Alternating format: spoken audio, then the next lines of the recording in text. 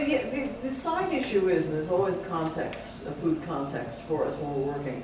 This is one of the kinds of creative work you can do at home that the New York Times will not be down on you on, in the next month. And you don't have to wait 6 months for the reviews. You don't have to wait 6 months for the reviews, indeed. It's a way to be creative that is not necessarily verbal. And it's fun to cook. It's something you can do to, just sort of work out that next thing you're going to do on the paper while you're standing there stirring the sauce. Very often they are intertwined.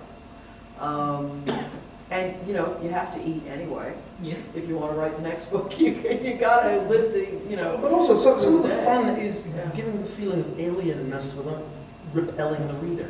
There's just nudging Star Trek again. These weird Klingon dishes that, that wiggle at you. We're all going to eat have to be hit with the back of a spoon or something.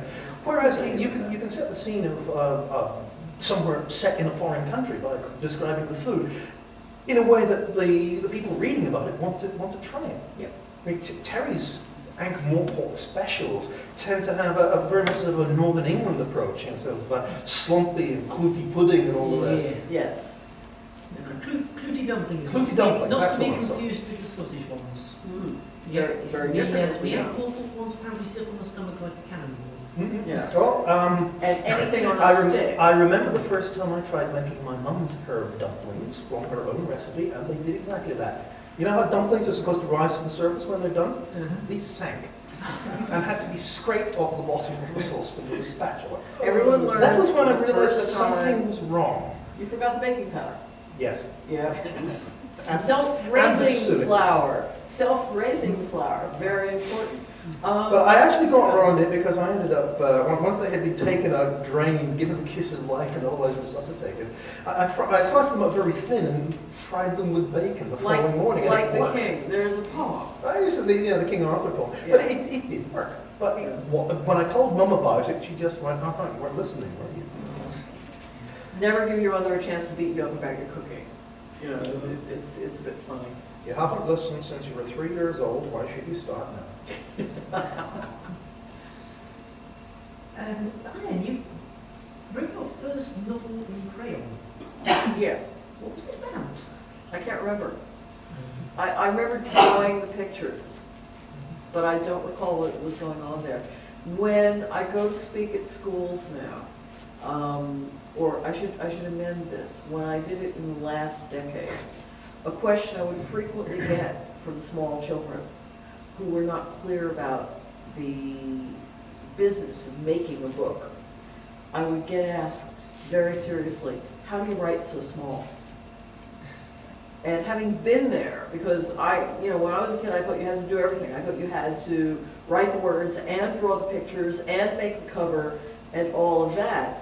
Now that we're in a time where even some very small children have all about cut and paste and sizing of fonts. Have seen a printer. Before that, I would have to go to schools with a set of galleys and with my original manuscript so that they could see, here's the manuscript, and then a nice man types it into the typesetting machine, and here's what the galleys look like. Now everyone can see this. And so it's gotten a little simpler to explain it to kindergartners, about where the words come from. But That's a still set of where galley they come proofs from. with all the correction marks in it still causes something of an intake of breath. Oh yeah. Because when you're looking at a 600-page manuscript with handwritten scribbles on every page, it's scary. As I was last week, I spent the last 10 days doing detailed corrections on first page proofs of a book. And between the usual smacking yourself in the head going, how did I miss that? How did I miss that? How did I miss that? We all get flat foreheads during this process. Just the technical madness, making the changes and making sure that your editor understands that this paragraph absolutely must go there or the entire butt end of the book is going to make no sense. It's a bit scary, and you're all the time reminded of the huge debt we owe the nice people buried in some part of the publisher that we don't think about, who actually do the typeset. Without them, where are we? But also discovering that when you're using Dragon naturally speaking. And Yeah. I believe Terry uses Terry's it now as using well. it, yeah. But you do need to check, because the thing will pick up on the wrong word. Or it will swap it. Nine times out of 10, yeah. So they assaulted the castle walls. Well, they salted the castle walls. Takes us back to food and Yeah. literature again. But it's not quite the same. And Depends what your castle walls are made of. biscuit.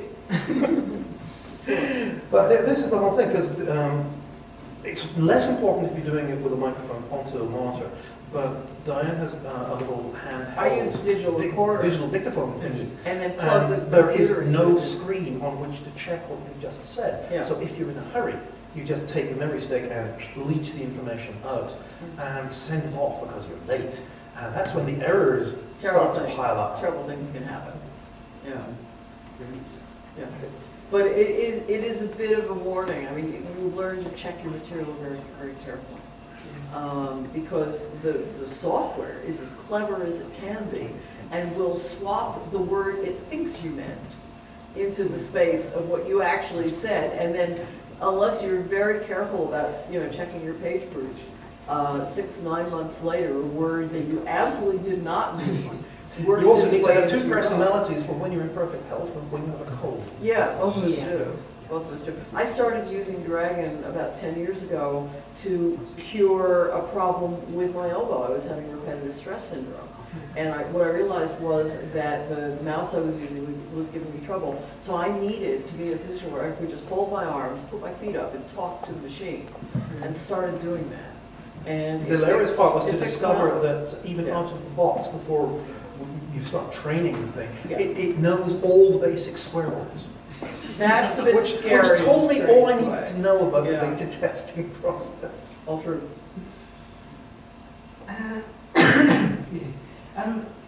Just one last quick thing before we have to wrap up. The Polish Cross of Merit. How did you come by that? Doing some photocopying. Sorry, I signed the Official Secrets Act twice, and that's all you're going to get. And I never signed it, but I'm just not telling. There's Yeah. something insanely exciting then. I don't know about that. I signed the Official Secrets Act twice, and that's all you're getting. Something that needed doing, and then you get a Prezi. I'm still not clear about how you got the silver one and I got the bronze. I'm a boy, she's a girl. Yeah, right, I'm wearing yours. I am, and you can't stop me. Yeah, the really crazy part is that we've never actually gone on to getting the solid metal medals. We've got the certificate at home.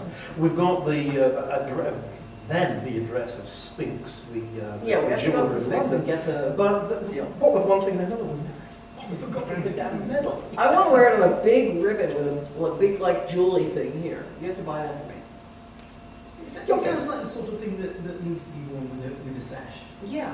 The sash my father wore. I wouldn't go there if I were you. That's another story entirely. Okay, thank you very much. Thank you. Ladies and gentlemen, Diane, Duane, and Peter Morwood. Yay.